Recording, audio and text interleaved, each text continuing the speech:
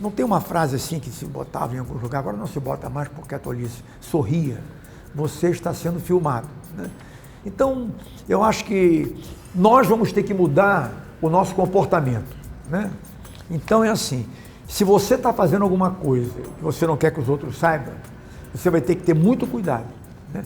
E o que vai ter que estar na cabeça da gente é o seguinte: eu estou sendo filmado.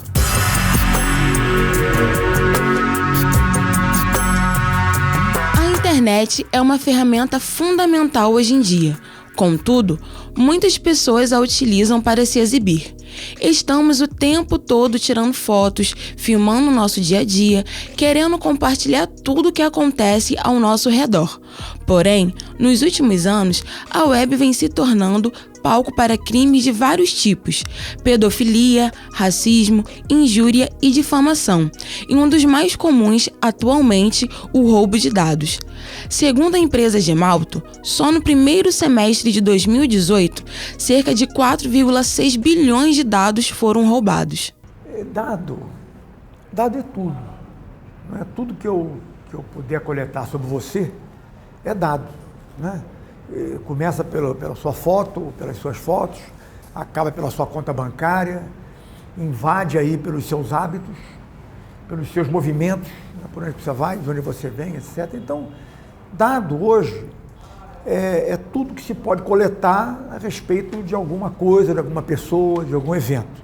Se esses dados circulam indevidamente, se o tratamento deles não é adequado, né, se há danos de alguma forma ao consumidor, ao cidadão, esses danos têm que ser indenizados. Danos materiais, danos morais, eventualmente, da violação à privacidade e da autotutela dos dados pessoais. E na era de informação, o roubo não se restringe apenas aos dados. Em 2018, o ministro Dias Toffoli, presidente do Supremo Tribunal Federal, sancionou a lei que prevê prisão de até 5 anos para o crime de importunação sexual, compartilhamento de vídeos e fotos de nudez sem consentimento da vítima. A medida protegeria a universitária Clara Santiago, que teve fotos íntimas vazadas pelo ex-namorado.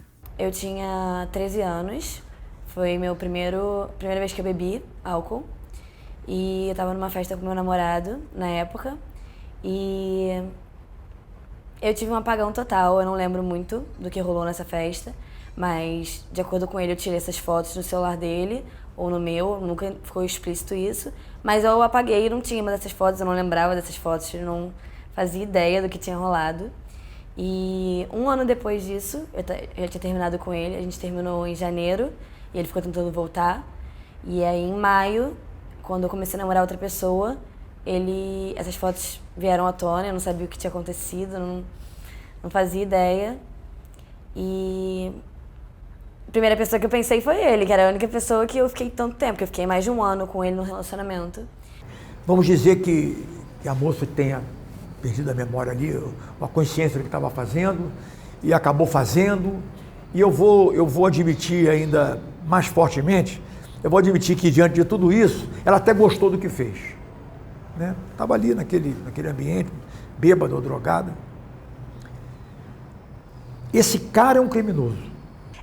A gente acaba se preocupando muito só com a questão visual, da imagem, por exemplo, nos stories do Instagram ou no Facebook, mas a gente acaba esquecendo de dados muito mais importantes, como, por exemplo, o nosso endereço. Qualquer aplicativo também consegue ter acesso à nossa câmera, ao gravador do nosso celular. Então, eu acho que todos estamos muito expostos na internet.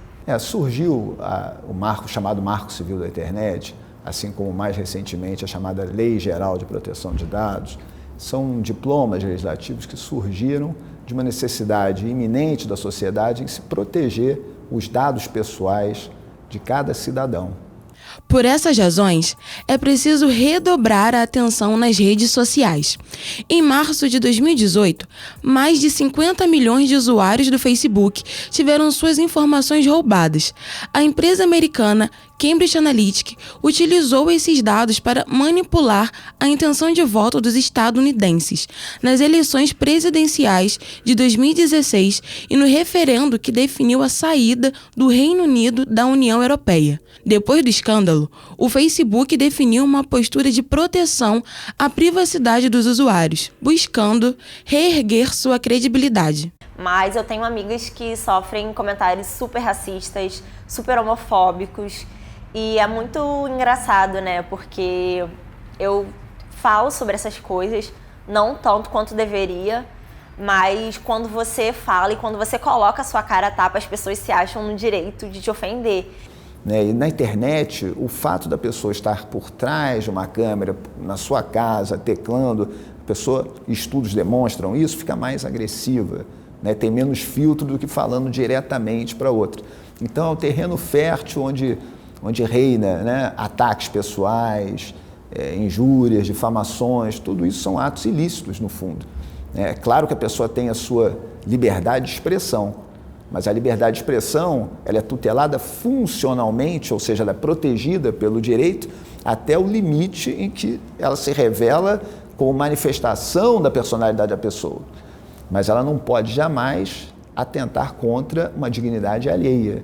Ela não pode, é aquilo, né, que para simplificar o direito de cada um termina quando começa o de outro. Quando eu era mais nova, eu queria ser atriz. E aí, quando essas fotos saíram, eu tive certeza que eu não ia conseguir ser. Porque se você vai ser atriz de, por exemplo, televisão, eles têm tudo que você tem na internet, eles procuram. Então é uma coisa que eles não vão querer pra imagem deles. E aí foi, tipo, uma das coisas que mudou muito, assim, tipo, ver o meu sonho...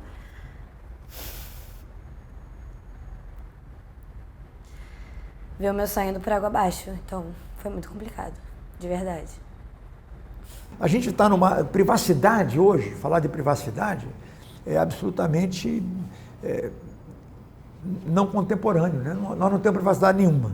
Então, privacidade não terá. A gente vai ter que amadurecer enquanto pessoa, enquanto ética, enquanto moral, né, para que a gente possa vir a ter isso. Por enquanto, a gente é que vai ter que se cuidar.